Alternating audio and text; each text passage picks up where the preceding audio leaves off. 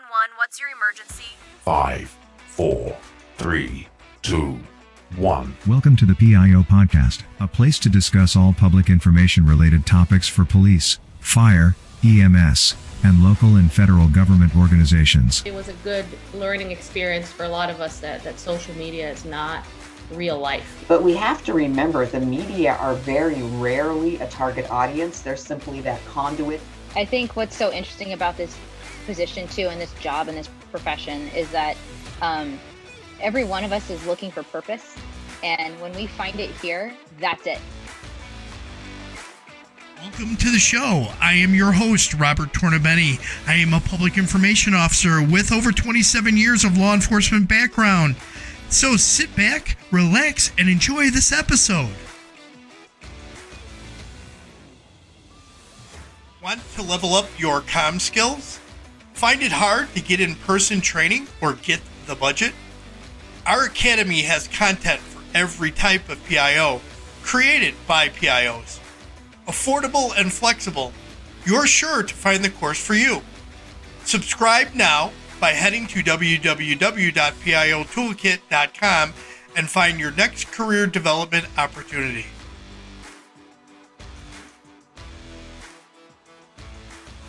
Today on the PIO podcast, we have Deputy Chief Chris Covelli from the Lake County Sheriff's Office. Chris, welcome to the show. Hey, thanks so much for having me, Rob. So, Chris, you have been in the position as a PIO for a long time. So what's your background?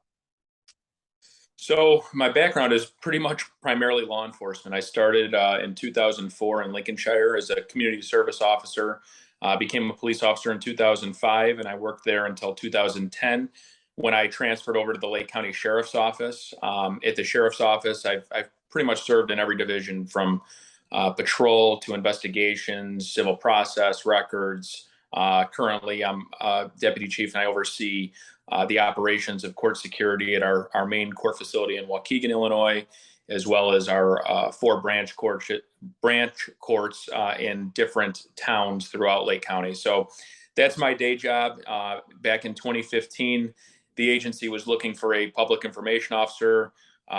Whether it was a good decision or a bad decision, I don't know, but I volunteered to do it, and the rest was kind of history from there. So we, there's a lot we handle at the Sheriff's Office, from just like any police department, from minor crimes such as thefts to homicides to fatal traffic crashes to mass shootings. And obviously what happened in Highland Park is an anomaly that is the first time that's ever happened in Lake County. But from homicides where multiple people are shot or killed. So it was really trial by fire at first.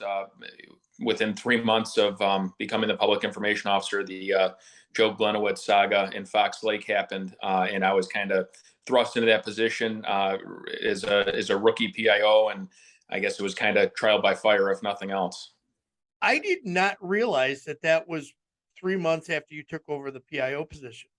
It was. So my role in the media up to that point was pretty slim. The couple fatal crashes where I did on-camera interviews, but I definitely was not expecting what happened with the whole Glenowitz and the aftermath, and that was 100% trial by fire. Wow. Okay. All right. So that explains that didn't explain anything, because you handled that case like a pro. I remember you on TV multiple times over the week, especially in the very beginning. It was so, what we all thought it wasn't.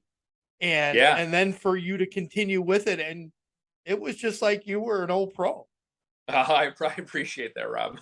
All right. So being in front of the camera or the media is not something new for you. You've been doing it now for, 7 years or so, and you've handled it some really high profile murders. We've talked about the Glenowitz case, and there's been some officer involved shootings and things like that you've handled.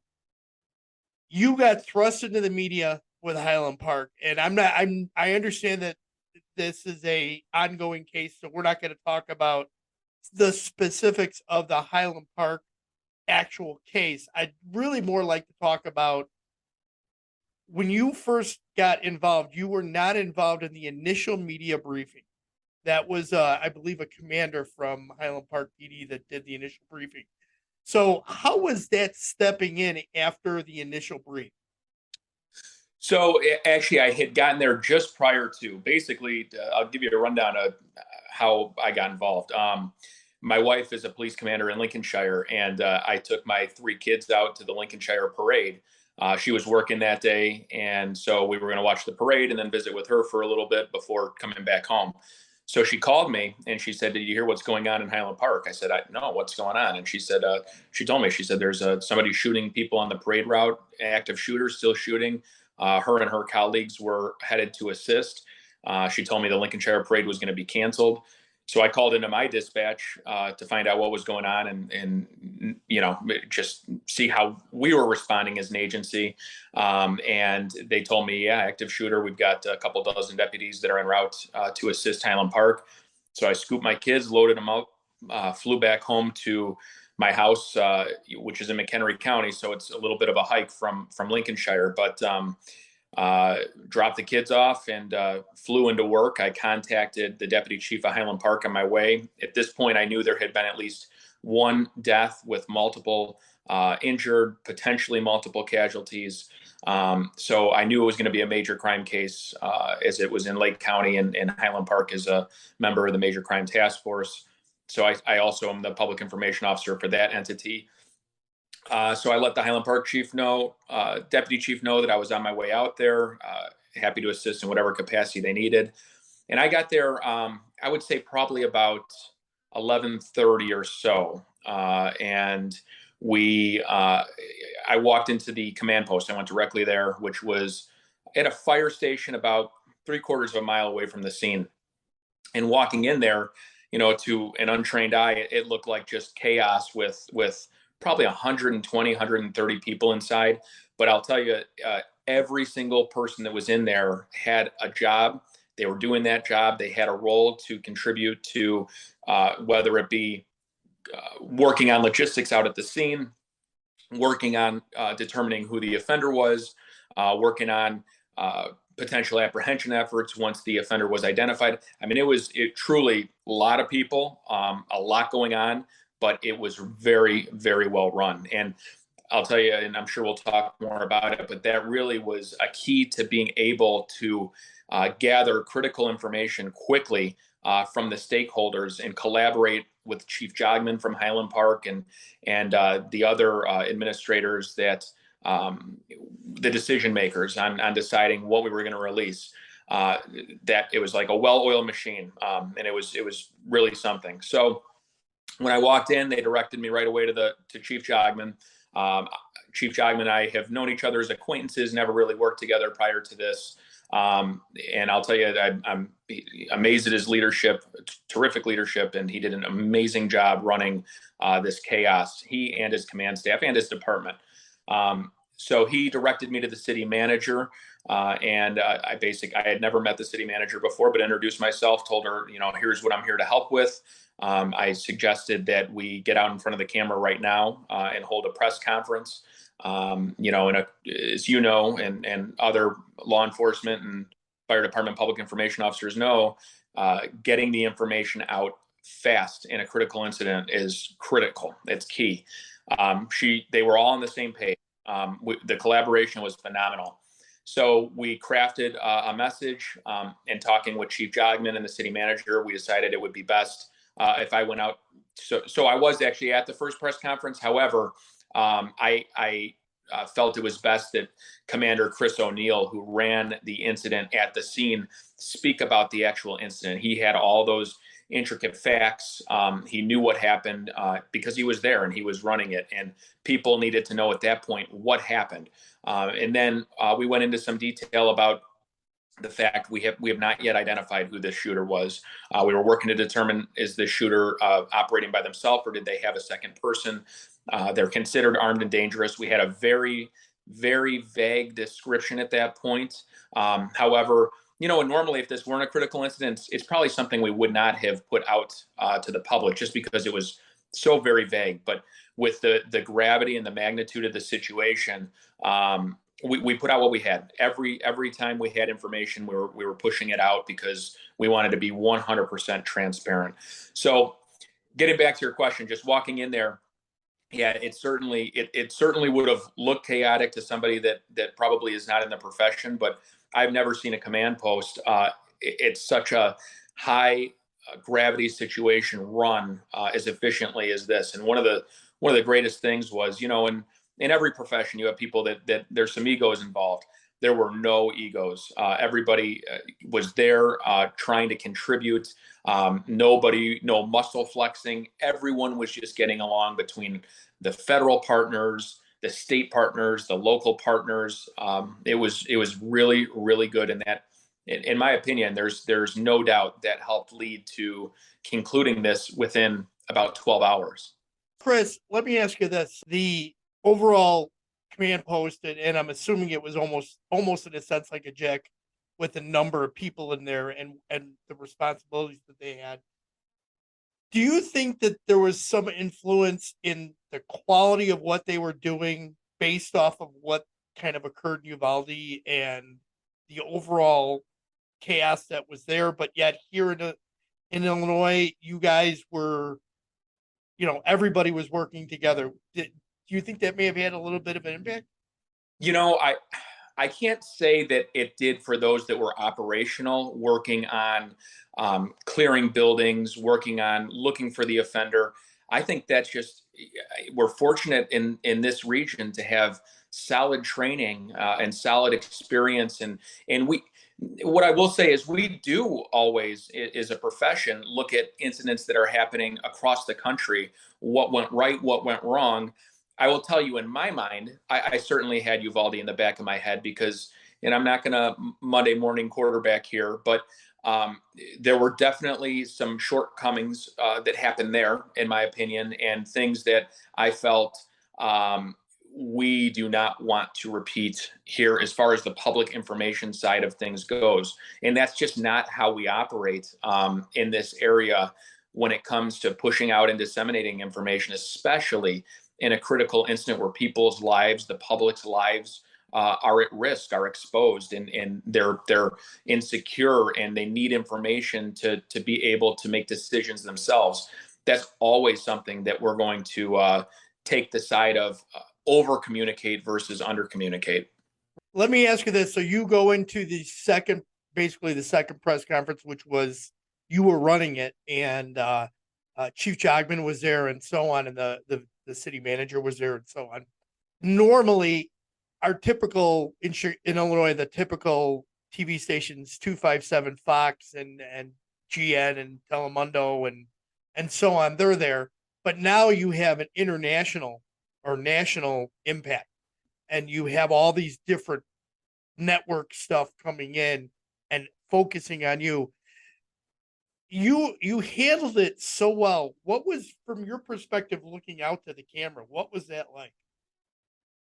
Well, I mean, fortunately or not, I mean, I've had a lot of experience in front of a camera talking about different matters that are occurring in the county. I mean, the best time being in front of a camera is talking about sharing a success story and bringing in our staff that contributed to that success. But I would say the years of doing this, it truly helped prepare me. The trainings I've gone to, the just being involved in the experience, and certainly at my agency, we don't shy away when the media comes knocking at our door, and if they have got a question about something or they've got a question about a case we're investigating, we're always transparent. So I think a lot of that, it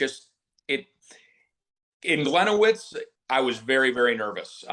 It was totally new. I was very nervous up in front of those cameras, very nervous I was going to say the wrong thing. But at this stage, I felt confident. And I knew the information we needed to put out. I knew the information that the public needed to know and had a right to know. And I had a great team of support from the Highland Park Police Chief, Fire Chief, City Manager, Mayor, other public information officers that came and were helping me on the back end with emails, phone calls, text messages. So it was, I can't say it enough. Everything fell into place, and I felt like really worked well. And that definitely helps build confidence when you have to go out in front of a camera. And I mean, the other thing too is my philosophy has always been at a press conference, it's about transparency and honesty. So as long as that's your goal, you've got nothing to hide. And so there's really no reason to be nervous or be worried about questions that might be thrown at you. You know, you can answer what you can answer, and certain questions you might not be able to because it could compromise things. But yeah, basically, I would say just having the years of experience doing this, I can say I really was not nervous up there. We need to take a break right now so we can take care of some business. Visit go.lawpublications.net/law digital to schedule a free demo. And now back to the show. All right, so let me ask you this. So the people in the background that were helping you. So you had, I know Paris LaBelle came up to help you from Aurora PD and so on. Let's talk about that background, because I don't think a lot of PIOs that have not been in a major incident realize that those people helping you in the background make life so much easier and make you and really make it easy for you to get in front of the camera. 100%. So Sergeant Heather Cognac, she works for Wakanda Police Department, and she is also one of the public information officers on the task force. So her and I connected early on. I said, hey, can you please, I know it's the 4th of July, can you please come in and assist with this? She, of course, dropped everything and came in to help out. And she, tremendous help. So day one, I would say I probably had around 300-400 emails, hundreds of phone calls and text messages. And basically I gave her my computer, my phone, and said, can you please just start responding? She knew what information we were putting out and was able to knock out those inquiries that were coming in and respond in a timely fashion, add people to our distribution list for this. Additionally, Highland Park allocated their external public information officers that work for the city. So not necessarily law enforcement based, not their law enforcement PIO, because he was very ingrained in the investigation and the case itself, understandably so. And they were a tremendous help. They were typing up the press releases that we were pushing out on the city's website, the social media posts, taking care of all of that. There's just no way you can stay on top of it with one person. In a critical incident, you truly need at least 2 helpers to be able to assist on the back end. The more, the better. I mean, there's always work to be done in something like this, and the information flow, the questions coming in, the information going out, it doesn't stop. And it won't stop for days. It depends. The incident, if it carried on for days, it would be just as intense on days 2, 3, 4, 5, 6, however long it carried on for. We were fortunate this wrapped quick.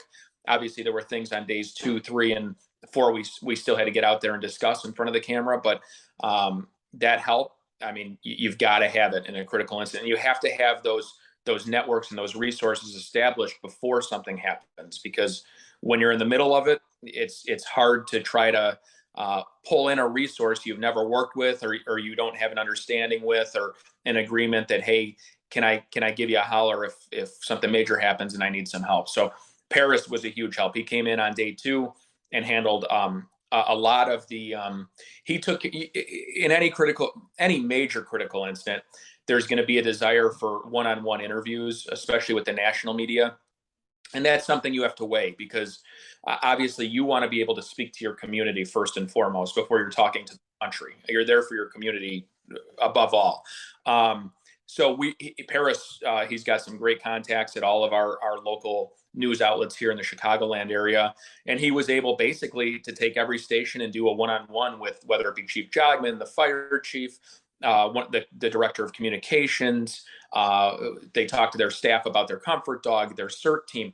So that was awesome. That was awesome in the days following, being able to put Highland Park front and center to show the community all that the city did for them, all their police did for them, all their fire department did for them, and that they, most importantly, that they were there for them, and they were going to be with them through all of this and beyond.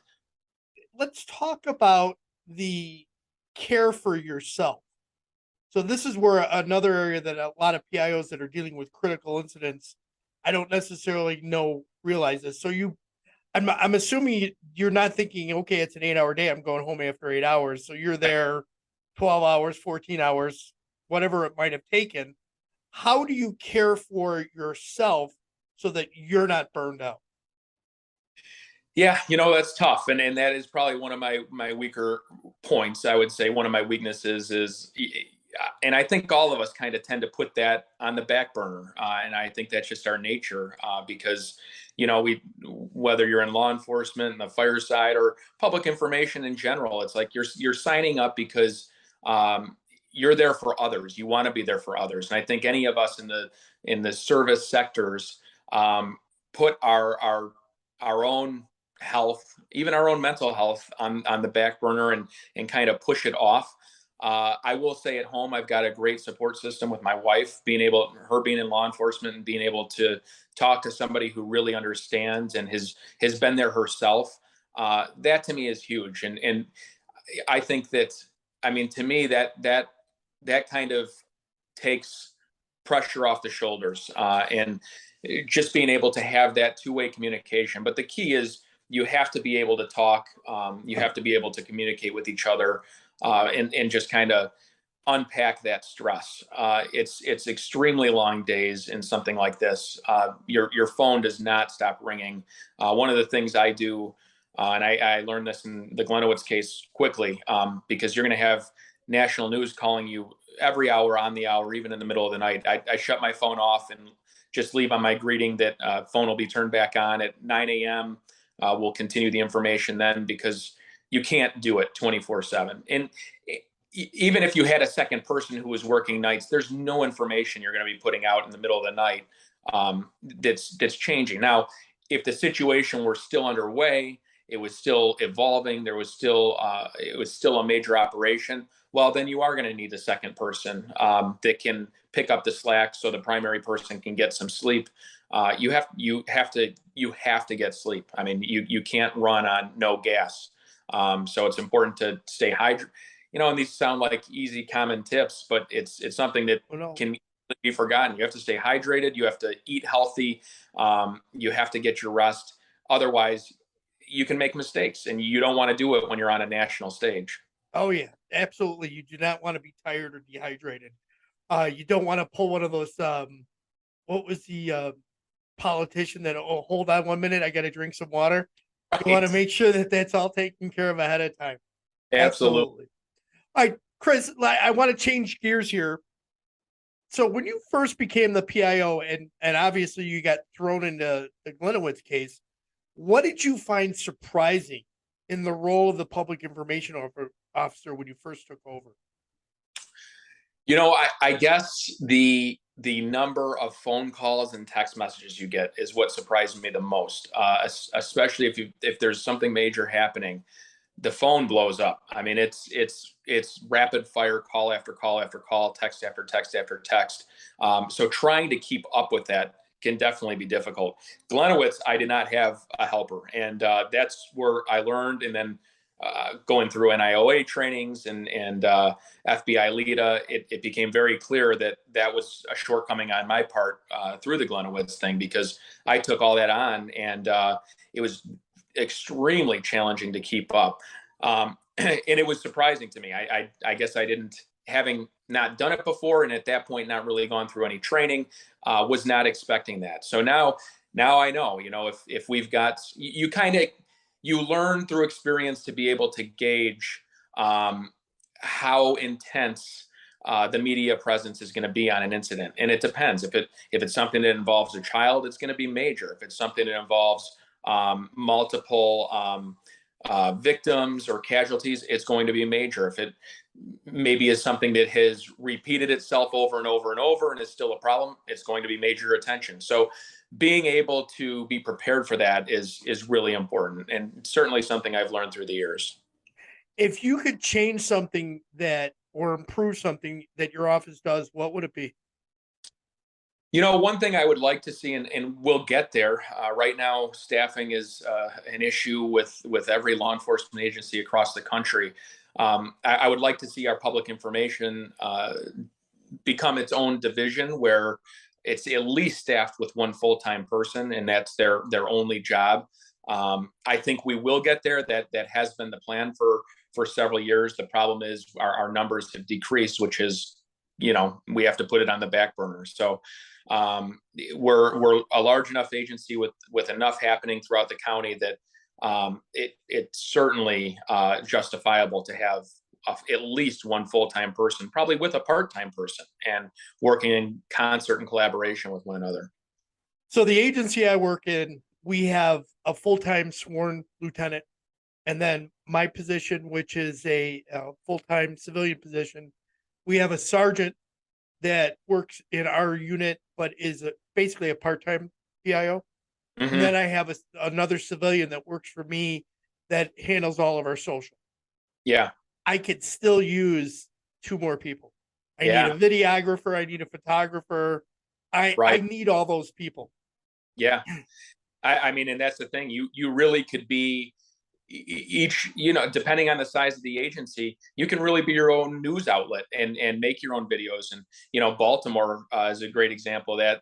They'll hold press conferences with subject matter experts and record it themselves and push it out. Now, that might not always be appropriate when the journalists want to ask questions or need to ask questions about a certain incident. But if you're talking about a new program, or you're highlighting one of your officers or staff members or professional employees, or getting kind of down and dirty with what they do every day, and breaking that down so the public knows what their government is doing for them, without a doubt. I mean, you could have a staff of 10 and probably still be underwater.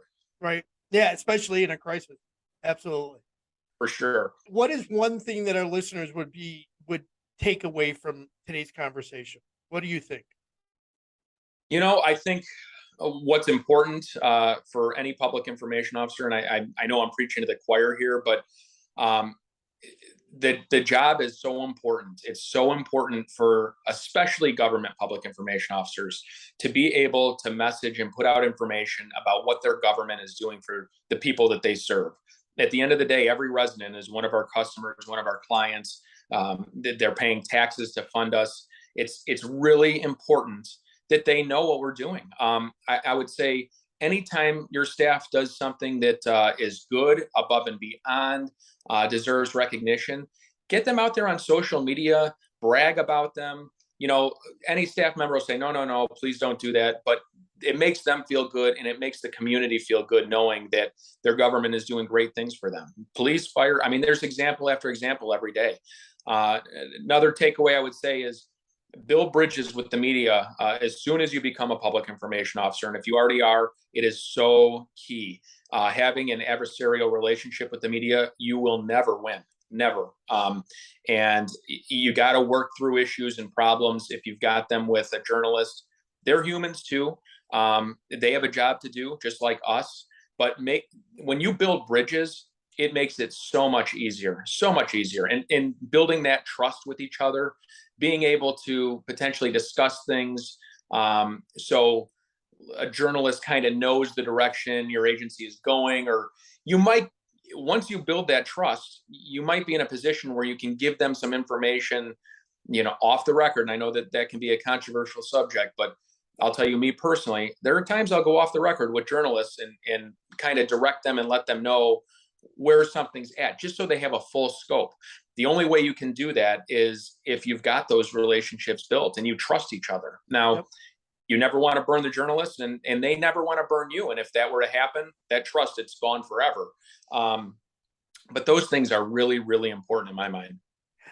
Chris, I think that's a great, you summed it up really well. I think, we're always afraid of saying off the record, but you can have those relationships with journalists and reporters where they know, okay, this is something he's giving me so that maybe my story is going to go a different way than it is right now.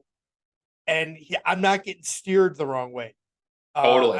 And the Glenowitz one would probably be a great example of that when the narrative changed dramatically. And there were many times, like I would say, because with going back to Glenowitz, there were days I felt that it was a hit. There were days I felt that it was legitimately 3 people that he encountered. There were days I felt, I don't know, where I'm questioning myself. But there was so much in his background and so much that information we had where I was able to kind of let the journalists know, like, hey, listen, here's why we can't just come out and definitively say anything at this point. Here are the things we're waiting for. Here are the things we have to know before we make a decision, because we don't want to make the wrong decision. You don't want to come out with an announcement and say, oops, you know what? I'm sorry. We were totally wrong. I mean, that your credibility is gone probably forever at that point. Exactly. And especially a high profile case like that. Oh my God. Yeah, that would definitely be a factor. All right, Chris, let's go into some rapid fire questions, some easy ones for you. Sure. Talking or texting? Texting. Place you would like to most travel to? Italy. Coffee or tea? Coffee. Drink of choice? Old fashioned. I love it. Invisibility or super strength? Tough one. Super strength. Is there a particular person in your life that inspires you or has inspired you? I'll brag on her, my wife. I mean, totally. She's broken barriers at her work, and she is I've learned a lot from her. She's been in a profession longer than I, especially when I when I became a supervisor. She already was a supervisor, and the guidance she gave was tremendous, and she's definitely helped me a lot in my career and in life. I mean, she's a great partner to go through life with. Awesome. A must-read book if you have one in mind. Oh boy, I'd have to think about that one. Okay. Something you would eat for a week straight if you could. Hot dogs. Ask permission or beg for forgiveness? Beg for forgiveness. All right. Isn't that the truth? Chris, anything you'd like to add before we break? No, I think that covers it. I really appreciate you having me on. Hopefully your listeners maybe take away something, and I look forward to seeing you soon. I do too, Chris. I really do. And I wish I was going to the NOA this year, but I got in this position in June and there was just no way I was going to make it down there. No, I get it. You'll be speaking there next year though. So I'm expecting you to be there next year. Chris, how can people best reach out to you if they want to connect or follow up with something that they heard? So either my LinkedIn, which is just Christopher Covelli, Lake County Sheriff's Office, or they can shoot me an email. It's ccovelli@lakecountyil.gov. So ccovelli@lakecountyil.gov. And I will add all that into the show notes so that people will have that. Chris, I really appreciate you coming on the show. Thanks again, Rob. Good to see you. Law Publications is your department's one-stop solution for quality resources to amplify your community outreach efforts. Our product catalog includes books, flyers, coloring books, social media assets, and swag, giving your team the variety of tools they need to respond to any situation. Best of all, our books are customizable with your department's name and/or program, is free of charge to departments through support from your local business community, helping to connect your department's work within your community. Visit go.lawpublications.net/podcast to learn more about our products and process today. We hope you enjoyed this episode. Be sure to subscribe to the podcast to get notified of the latest episode. If you are listening on a platform that allows reviews, please give us a review. We appreciate any review, good or bad. It helps us improve on each episode. Until next time, be safe.